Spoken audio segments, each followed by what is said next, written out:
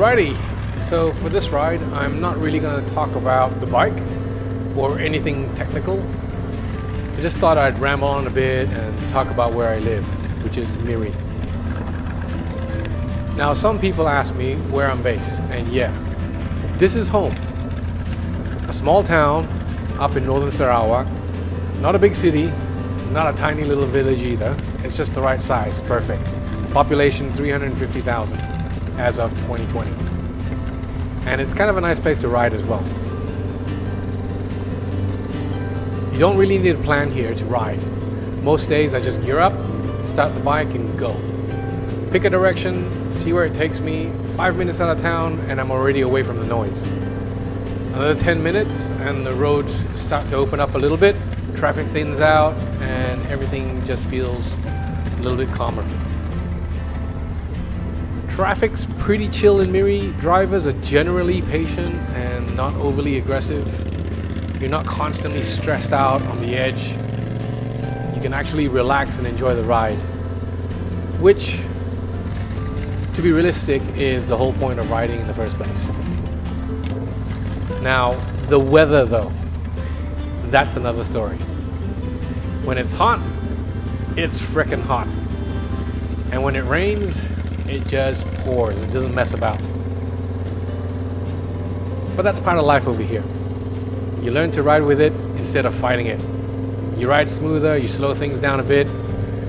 Sometimes riding in the rain actually is kind of nice. It's cooler, less traffic on the road, and feels a little bit calmer sometimes.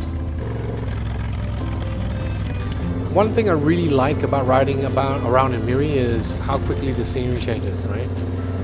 One moment you're riding past shops, hotels, kopitiams, and the next thing you know, you're passing through kampongs, jungle, trees, and long stretches of road along the coast, and it's just you and the bike.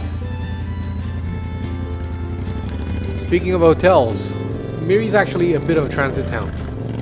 You get people from all around the world passing through here. Backpackers, tourists, photographers, adventurers. Most of them are on their way to the Mulu Caves. It's a UNESCO World Heritage site, some of the biggest cave systems in the world. Pretty impressive. So Miri becomes the last stop before people head into the jungle. You'll see travelers with backpacks, hiking gear, cameras hanging around town for a night or two before they fly out. On the surface, Miri feels pretty laid back and there's always this quiet flow of people coming and going. And then there's the oil and gas side of things. Miri's an oil town, always has been. That's how it started, and that history shaped the place today. Oil and gas is a big part of life here.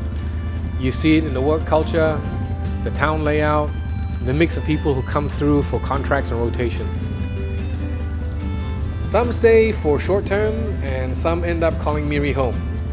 And in that mix, locals, expats, travelers, it gives the town its own kind of character. It's quiet, but it's not isolated. For riding, that also means decent roads and just enough development without feeling overbuilt or chaotic.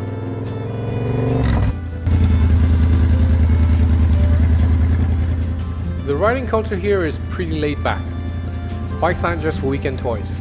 People ride to work, they ride their bikes to go eat, they ride to meet their friends. There's no rush to show off, no pressure to be anything other than yourself.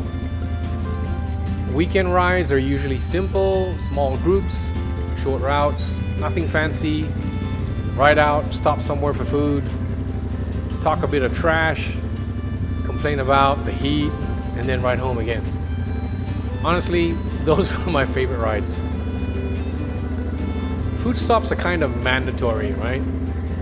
So stuff like curry puff, nasi lemak, laksa, seafood by the sea, stop at a favorite kopitiam. Half the ride is just deciding where to eat next. You take your helmet off, you let the bike cool down, and then the conversation starts. No one's really in a hurry. If you feel like going a bit further, Brunei is just up north. Border rides are always interesting, right? Different pace, different rules, kind of a different vibe, but close enough that it feels kind of familiar. If you head the other direction, south, you're riding deeper into Sarawak. Longer roads, more green, fewer cars, until you hit the next town. And those are the rides where you don't even bother with music. Engine sound and the wind noise are more than enough.